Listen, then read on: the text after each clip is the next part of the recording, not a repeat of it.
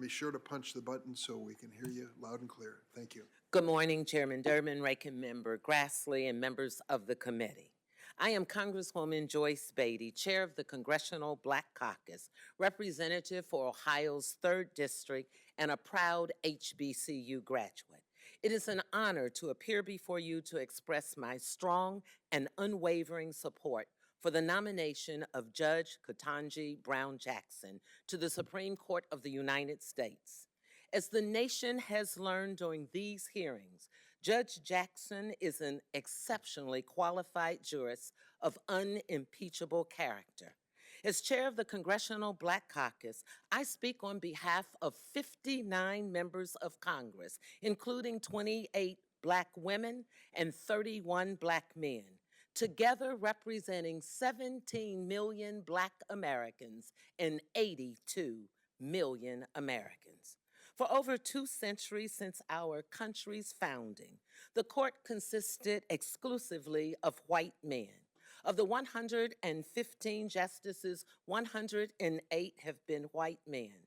Judge Jackson would be only the 6th woman and the first Black woman to serve on our nation's highest court. If confirmed, she would shatter a glass ceiling that many Americans, including those who fought and died for voting rights, a more perfect union, and a just America, believed that they would never live to see it broken. As a Black woman myself, I urge this body to remember that Judge Jackson's confirmation vote must not be isolated to her gender or to her race. Instead, I urge you to closely examine her credentials and her sterling judicial record. To me, they read like a storybook for a perfectly prepared jurist to sit on the nation's highest court. She is grounded in family values, love of God and country, and academic excellence. In my recent conversation with her, it became immediately clear why President Biden chose her.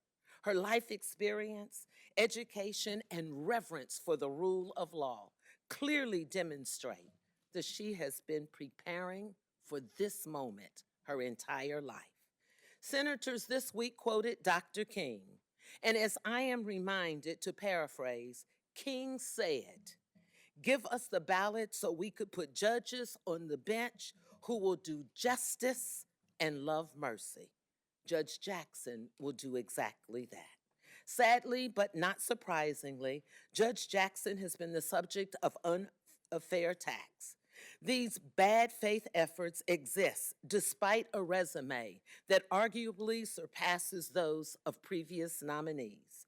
I remind this body and America, just last year, Judge Jackson was confirmed by this body on a bipartisan vote to serve on the D.C. Circuit Court, and that she clerked for Justice Breyer, whose very seat she is being considered for.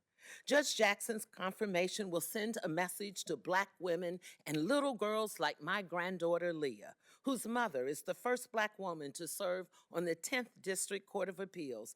And Leah's first known president was a Black man, and now she sees a Black female vice president. So if a guidance counselor tells her, "Your goals are too high," she will remember how Judge Jackson soared against adversity as one of our nation's brightest legal minds. I want to be crystal clear. Judge Jackson will be a judge that will serve all of America, and all of America can be proud of. Watching Judge Jackson sit at this very table, displaying poise, grace, courage, and brilliance, no matter what was thrown at her, reminds me of the sheroes whose shoulders she stands on. From Ida B. Wells to Rosa Parks to Constance Baker Motley, the first Black woman to argue at the Supreme Court and the first Black woman appointed to the federal judiciary. These heroic Americans and Judge Jackson remind me of this phrase: senators, never limit yourself because of others' limited imagination. Never limit others because of your own limited imagination. Lastly, the Congressional Black Caucus, often called the conscience of the Congress, is calling on all senators to dig deep into their hearts and minds to unequivocally stamp out any unconscious or conscious bias or discrimination as this process moves forward. CBC stands with Judge Jackson to ensure that she will be treated with the dignity and respect she serves. Let's change America and confirm her with a bipartisan vote. Thank you.